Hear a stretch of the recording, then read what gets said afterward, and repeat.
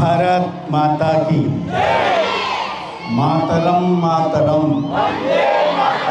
मातरम मातरम भारत माता की Shri Potti Sriramulu Chaluvadi Mallikarjunarao college of engineering and technology యాజమాన్యానికి, ఉపాధ్యాయులకి, నా సహచర కార్యకర్తలందరికీ నమస్కారం. విద్యార్థులకి శుభాశీస్సులు. ముందుగా మన్నించాలి, దాదాపు 4 గంటల నుండి మీరందరూ కూడా ఈ తిరంగా యాత్రలో పాల్గొనడం కోసం వేచి ఉన్నారు. ఆలస్యానికి మన్నించాల్సిందిగా కోరుతున్నా. అయితే లోపలికి వచ్చిన తర్వాత చూసా, దాదాపు 1.5 గంట నుండి వేచి ఉన్నప్పటికీ కూడా చాలా డిసిప్లిన్గా ఉన్నారు. మరీ ఇంత డిసిప్లిన్ అవసరమా అని నాకు అనిపించింది. ఈ వయసులో చదువుకోవాలి, డిసిప్లిన్గా ఖచ్చితంగా ఉండాలి. చదువుకోవాలి, ఆడాలి, పాడాలి, ఎక్స్ట్రా కరిక్యులర్ యాక్టివిటీస్ కూడా ఉండాలా లేదా? బాగా చదువుకోవాలా లేదా? టీచర్లకు గౌరవం ఇవ్వాలా లేదా? ఇంట్లో పెద్దల్ని గౌరవించాలా లేదా?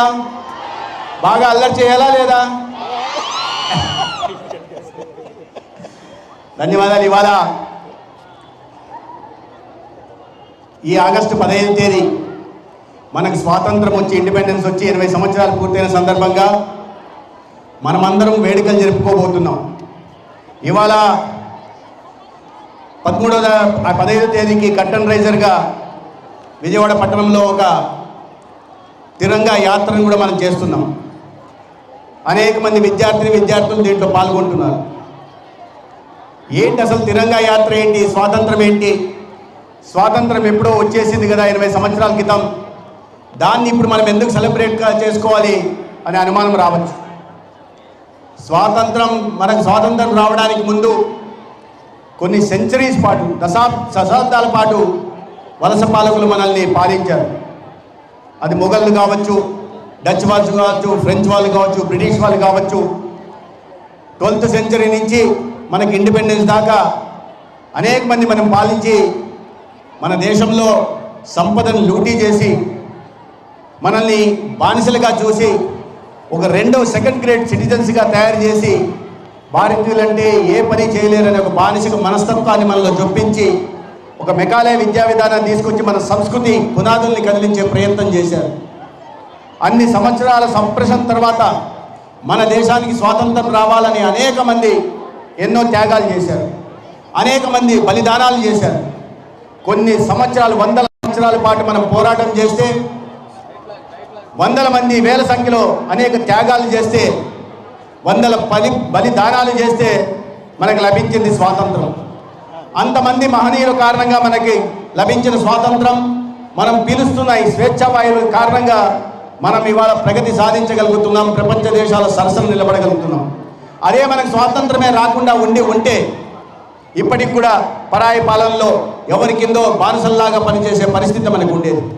అది కాకుండా ఇవాళ ఉత్కృష్టమైన సంస్కృతి సంప్రదాయాలకి, మహోన్నతమైన వారసత్వ సంపదని నిలబెట్టుకునేలాగా మన స్వాతంత్రం వచ్చిన తర్వాత ఇవాళ దేశంలో పరిస్థితులు మెరుగవుతున్నాయి. అన్ని బలిదానాలు, త్యాగాలు మనం ఎవరం త్యాగాలు చేయలేదు. మనం ఇవాళ వారి గురించి మాట్లాడుకుంటున్నాం, వారు చేసిన త్యాగాల గురించి గొప్పగా చెప్పుకుంటున్నాం. స్వాతంత్రం తేవడం కోసం వారి కారణంగా మనం ఇవాళ స్వేచ్ఛావాయులు పీల్చుకుంటున్నాం. అటువంటి గొప్పవారిని తలుచుకోవడం, వారి స్మృతికి ఘనమైన నివాళులు అర్పించడం, ఎంతో కష్టపడి మనం సంపాదించుకున్న ఈ స్వాతంత్రాన్ని భవిష్యత్తులో నిలబెట్టుకోవడం ఒక ప్రత్యేకమైన దేశంగా Bharat I welcome Nil Antony ji.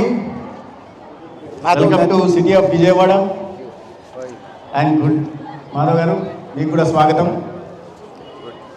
ఆ పక్కన ఉన్నవారు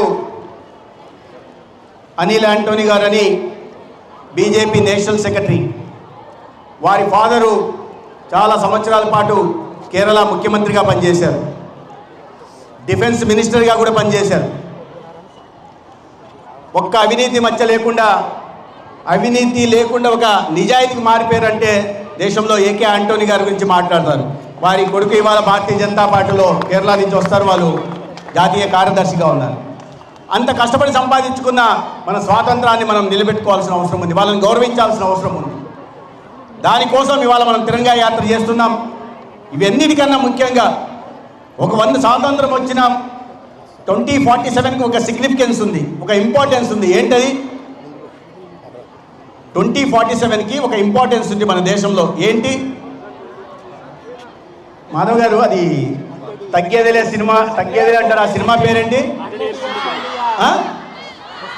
పుష్ప. ఇప్పుడు ఏదో మహేష్ బాబు గారి సినిమా వస్తుంది, దాని పేరేంటి? ఇవన్నీ బాగా తెలుసు, కానీ 2047 ఇంపార్టెన్స్ ఏంటంటే తెలియకపోతుంది. 2047 we will be celebrating centenary independence of this country, the great nation India. 100 సంవత్సరాలు పూర్తి చేసుకుంటాం మనం 2047 నాటికి. ఆ నాటికి మన దేశం ఎలా ఉండాలి అనే దాని మీద మనం ఒక ప్రేరణ కలిగించడం కోసం, స్ఫూర్తిదాయకంగా ఉండడం కోసం, భవిష్యత్తును నిర్మించడం కోసం ఇవాళ ఆ స్వాతంత్రంలో బలిదానాలు చేసిన వారిని స్మరించుకుంటూ రాబోయే రోజుల్లో ప్రపంచంలో ఒక అగ్రదేశంగా, ఒక విశ్వగురువుగా భారత్ను మళ్ళా నిలబెట్టడం కోసం, అటువంటి ప్రేరణ పొందడం కోసం ఇవాళ మనం తిరంగా యాత్ర చేస్తున్నాం. అటువంటి వారిని స్మరించుకునే ప్రయత్నం చేస్తున్నాం. చాలా మార్పు వచ్చింది. స్వాతంత్రం వచ్చి మనకి 80 ఏళ్ళ తర్వాత మనం ఎప్పటికి కూడా ఇంకా డెవలపింగ్ నేషన్గానే ఒక పేద దేశంగానే పరిగణించబడుతున్నాం. కానీ ఇవాళ ప్రపంచంలో మార్పు వచ్చింది. భారతదేశం ఇంకా పేద దేశం కాదు, ప్రపంచంలోని అతి పెద్ద ఆర్థిక వ్యవస్థల్లో ఇవాళ మనం 4వ స్థానానికి వచ్చాం. 2047 నాటికి 100 సంవత్సరాలు పూర్తయిన నాటికి మన లక్ష్యం 1వ దశకు వెళ్ళడానికి అతి పెద్ద ఆర్థిక వ్యవస్థల్లో భారతదేశాన్ని ముందు పెట్టడం కోసం ఇవాళ ప్రయత్నం జరుగుతుంది. అటువంటి నాయకత్వం కూడా ఇవాళ దేశంలో ఉంది. మీలాంటి యువతకు భవిష్యత్తులో మంచి అవకాశాలు కలిగించడం కోసం, మీలాంటి యువత భవిష్యత్తులో మంచి ఆవిష్కరణలు చేయడం, ఇన్నోవేషన్ చేయడం కోసం అనేక రకాలైన కార్యక్రమాలు తీసుకొస్తున్నాడు. స్టార్టప్ ఇండియా అని, స్టాండప్ ఇండియా అని, మేక్ ఇన్ ఇండియా అని, మేడ్ ఇన్ ఇండియా అని, డిజిటల్ ఇండియా అని, స్కిల్ ఇండియా అని, క్లీన్ ఇండియా అని, ఫిట్ ఇండియా అని, ఖేలో ఇండియా అని అనేక రకాలైన వినూత్న కార్యక్రమాలు శ్రీకారం చుట్టి ఇవాళ యువతకు పెద్ద ఎత్తున ఉద్యోగ ఉపాధి అవకాశాలు కల్పించే ప్రయత్నం ఇవాళ దేశంలో ఉంది. అటువంటి నాయకత్వం ఉంది కాబట్టి మనం ఇంకా అభివృద్ధి చెందుతున్న దేశం కాదు, అభివృద్ధి చెందిన దేశంగా రాబోయే రోజుల్లో 100 సంవత్సరాలు మనం స్వాతంత్రం చెందిన సందర్భంగా ప్రపంచ దేశాల్లోనే అతి పెద్ద ఆర్థిక వ్యవస్థ కూడా మనం రూపుదిద్దుకునే దిశగా కూడా ప్రయత్నాలు జరుగుతున్నాయి. కానీ ఇవి చేయాల్సిన బాధ్యత ఎవరుందంటే మీ మీద ఉంది. ఈనాడు యువత, మీరు ఉంటున్న యువతే 2047 నాటికి ఈ దేశాన్ని అతి పెద్ద ఆర్థిక వ్యవస్థగా తీర్చిదిద్దడంలో ప్రధాన భాగస్వాములుగా ఉండాల్సిన అవసరం ఉంది. అటువంటి నాయకత్వం ఇవాళ ఈ దేశంలో అనేక రకాలైన కార్యక్రమాలు తీసుకోవడం వల్ల ఇవాళ ప్రపంచవ్యాప్తంగా భారతీయులకు గౌరవం పెరిగింది. భారతీయులు అంటే గౌరవించడం మొదలుపెట్టారు. గతంలో చాలా చిన్న చూపు చేసేవాళ్ళు. అటువంటి పరిస్థితులు వచ్చాయి. ఇవాళ ఒక చిన్న మాట చెప్పారు, సార్ ఏంటి వయసులో మీకన్నా కాస్త పెద్దవాడు? అది కాదు, మీకన్నా వయసులో నేను చాలా పెద్దవాడిని. మీ వయసున్న కూతురు నాకుంది, మీ వయసున్న కూతురు నాకుంది. నా కూతురు లండన్లో చదువుతుంటే నేను చూడ్డానికి వెళ్ళి I got into the cab. వెళ్ళి I said take me to Shoreditch road అని, అక్కడ ఉంటుంటాను. Then he said along with my friend, then he said do you have postal code? I said I don't have postal code but I can give you location. I opened my phone, I opened Google, then I gave him location. He saw, then he gave it back to me. Again he asked me, while giving back, he seems to have pressed a button. The screensaver photo propped up. Then he, after giving back the phone, then he said, man, give me that phone back. I said, why? You want to see the location? No, I got the location, but I want to see your phone. I said, why? Then he asked me, was that Mr. Modi on your phone? I said, yes. Then he said, give me, let me have a look at it. Then నా friend పక్కన కూర్చున్నవాడు ఏమన్నాడంటే, అన్న ఇవ్వద్దన్నా, phone తీసుకొని పారిపోతే దేశం ఇవ్వద్దు అన్నాడు. నేను అన్నారే, తీసుకొని పారిపోతాడు, 50,000 రూపాయల ఫోనే కదా, తీసుకొని పారిపోతే 20 లక్షల కారు తీసుకొని మనం దేశానికి మళ్ళీ మన ఇండియాకి పారిపోదామని చెప్పి ధైర్యంగా ఫోన్ ఇచ్చా.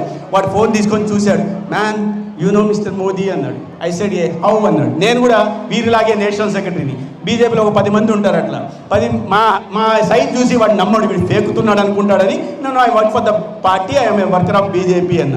దెన్ ఈ సెడ్ మళ్ళీ చూసి Modi is a great man అన్నాడు. ఓకే అన్నాడు. తర్వాత అన్నాడు, man you should the hands with Modi అన్నాడు. నువ్వు షేక్ హ్యాండ్ ఇచ్చావా మోడీకి అని.